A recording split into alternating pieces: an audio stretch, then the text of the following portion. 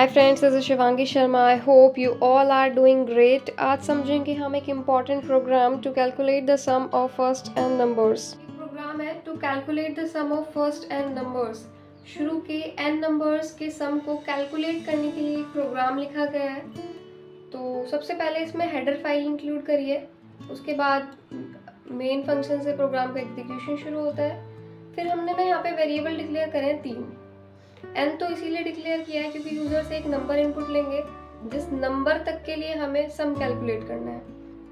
i variable declare करा है क्योंकि लूप में इसकी ज़रूरत होगी।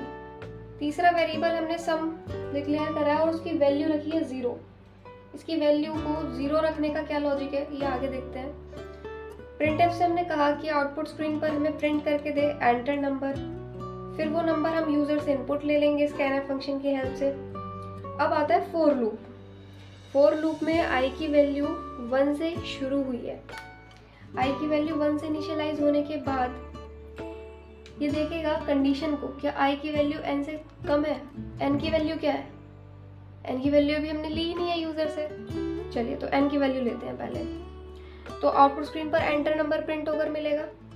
हमने स्कैनफ से वो नंबर इनपुट ले लिया 5। ओके, अब शुरू में i की वैल्यू 1 है और ये चेक करेगा क्या 1 लेस देन इक्वल्स टू 5 है। तो कंडीशन बिल्कुल ट्रू है।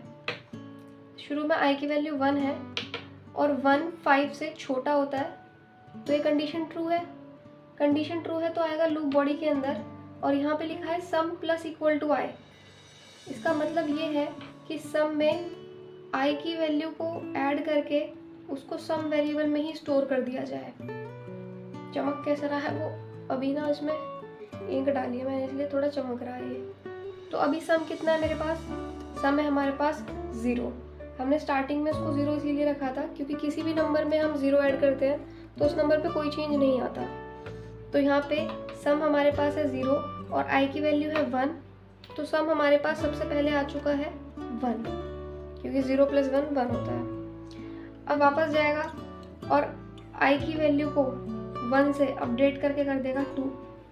i की वैल्यू 2 होने पर ये वापस कंडीशन को चेक करेगा और देखेगा क्या वो n से छोटा है। बिल्कुल ही n से छोटा है क्योंकि n की वैल्यू 5 है और i की वैल्यू 2 है।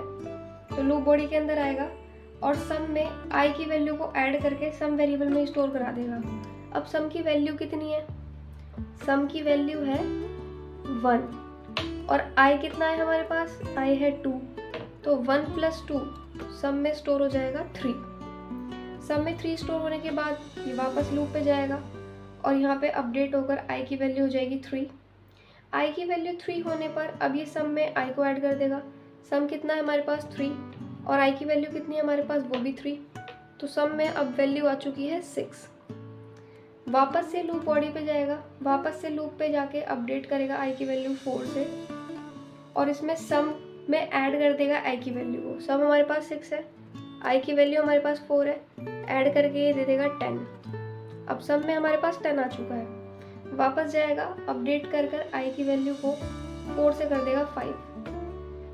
कंडीशन अभी भी ट्रू है क्योंकि 5 लेस देन इक्वल्स टू 5 होता है। क्योंकि कंडीशन ट्रू है तो सम में i की वैल्यू को फिर से ऐड करेगा। i की वैल्यू है 5 और i की वैल्यू 5 ऐड करने के बाद ये सम में स्टोर कर देगा 15 को। अब ये वापस i की वैल्यू पे अपडेट होकर कर देगा वैल्यू 6। अब जब ये कंडीशन को चेक करेगा 6 लेस देन इक्वल्स टू 5 तो अब की बार कंडीशन फॉल्स हो जाएगी। जैसे ही कंडीशन फॉल्स हुई ये आएगा लूप बॉडी से बाहर और प्रिंटफ में लिखा है सम ऑफ n नेचुरल नंबर। तो आउटपुट स्क्रीन पर ये प्रिंट करके सम में वैल्यू स्टोर कर देगा। सम में वैल्यू है हमारे पास 15। देखते हैं आउटपुट स्क्रीन पर क्या आता है। स्क्रीन पर मिलेगा एंटर नंबर। हमने जो नंबर इनपुट लिया है वो है 5। उसके बाद सम आ जाएगा हमारे पास 15। तो 1 से 5 नंबर्स तक का सम कैलकुलेट होकर 15 मिलेगा और उसका लॉजिक हम देख ही चुके हैं कि इसने 15 क्यों दिया हमें। Share this channel with those who are computer science students and take care of yourself.